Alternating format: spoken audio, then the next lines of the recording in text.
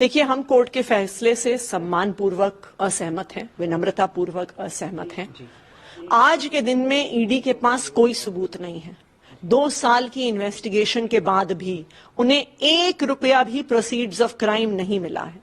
जो उनका पूरा केस है वो ऐसे विटनेसेस के आधार पर बना हुआ है जिनको पहले गिरफ्तार किया जाता है, उन पे दबाव बनाया जाता है और फिर आम आदमी पार्टी और अरविंद केजरीवाल के खिलाफ बयान दिए जाते हैं।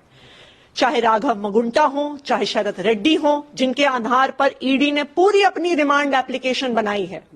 जब उनकी पहले क्वेश्चनिंग हुई, वो कहते हैं हम आम आदमी पार्टी के किसी नेता को नहीं जानते, हम विजय नायर को नहीं जानते, हम अरविंद केजरीवाल से नहीं मिले, हमने किसी को कोई पैसे नहीं दिए।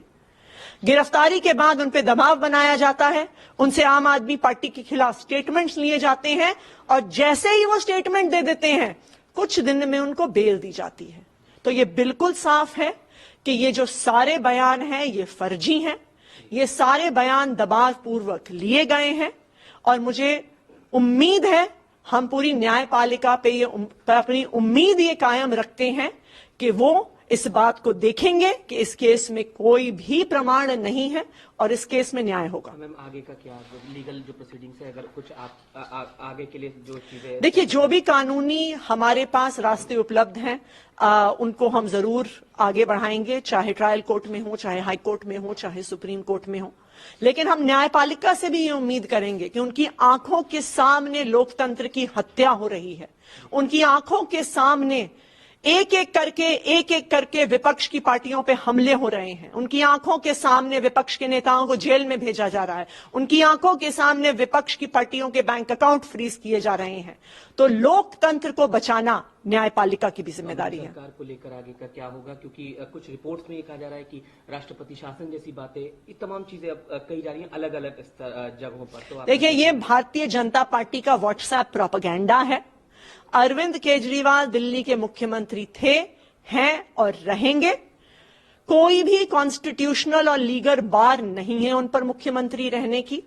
उनका कोई कन्विक्शन नहीं हुआ है। इस देश में आपका कन्विक्शन हो जाता है, 2 साल से ज्यादा की सजा होती है, तो आप फिर जनप्रतिनिधि नहीं रह सकते हैं। लेकिन अरविंद केजरीवाल की कोई कन्विक्शन नहीं हुई है, इसलिए कोई भी कॉन्स्टिट्यूशनल बार नहीं है उनके मुख्यमंत्री रहने पर। सुनीता जी ने जो ट्वीट किया है उस पर भी प्रतिक्रिया दे दीजिए।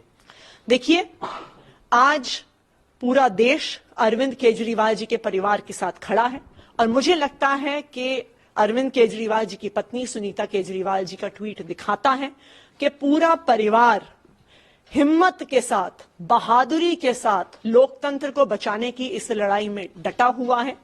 इससे ज्यादा मुश्किल परिस्थिति एक परिवार के लिए क्या हो सकती है कि एक पिता, एक पति, एक बेटा जेल चला गया है, उनको पता नहीं है कब वापस आएंगे, लेकिन वो परिवार टूटा नहीं है। जैसे मनीष सिसोदिया का परिवार नहीं टूटा, जैसे संजय सिंह का परिवार नहीं टूटा, जैसे सत्येंद्र जैन का परिवार नहीं टूटा। ये लोग भारतीय जनता पार्टी वाले सोचते हैं कि हम केस कर देंगे और विपक्षी पार्टियों के नेता कूद कूद कर भारतीय जनता पार्टी में चले जाएंगे। लेकिन आम आदमी पार्टी का एक एक नेता, उनके परिवार का एक एक सदस्य लोकतंत्र को बचाने की इस लड़ाई में डटा हुआ है और डटा हुआ रहेगा। अब डॉक्टर बनने का सपना करें साकार national medical college Birgunj Nepal से। National Medical College, Birganj, Nepal, accredited by IAO and affiliated with worldwide recognized Tribhuvan University, listed in WHO. Latest खबरों के लिए देखते रहिए MUZ न्यूज और ताज़ा अपडेट पाने के लिए चैनल सब्सक्राइब करना ना भूलें।